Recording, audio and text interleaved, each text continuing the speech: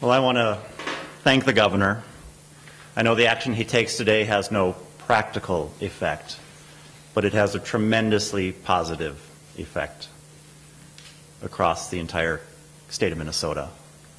It is a strong statement by the leader of our state that he stands with every citizen and with every family, and in his larger effort to do well by Minnesota, to expand the promise of our country,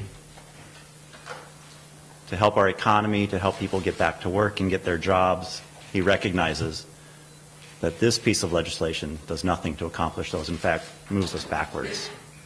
And the other thing the governor's action does today is it sends a signal to young people who have been so disheartened by the actions of our legislature.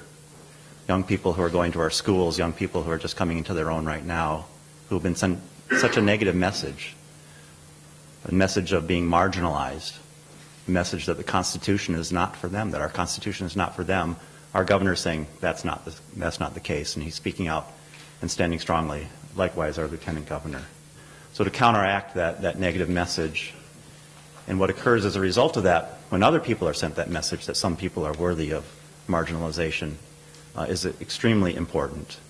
It's far, far more than symbolic. It is going to have a very good, positive effect in so many people's lives, and it improves the sense of optimism and hope that seem to be eluding us at the end of the session. This is a time when the state has to come together and work hard to overcome its challenges. And our legislature hasn't done that and hasn't shown any interest in doing that. But the governor's leadership gives us some help and some strength and some optimism that we can do that. I published a letter to our community today, my community, not just the GLBT community, but our larger Minnesota community, our allies and our friends. And in that, I try to sound that sense of hope and that sense of optimism that we've certainly taken a punch to the gut,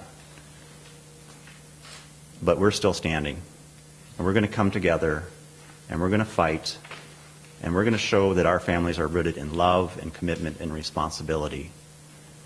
And we're going to talk about that with the state of Minnesota. We're going to have that conversation that the other side claims they're going to have. They're, of course, going to have a divisive and angry and bitter campaign fueled by millions of dollars, but we're going to have that conversation with Minnesota and show ourselves to Minnesota in ways that they've never seen us. Families who are part of every community, working hard to support each other and to support our larger community. And I know that we're going to defeat this amendment, this anti-marriage amendment. Thank you.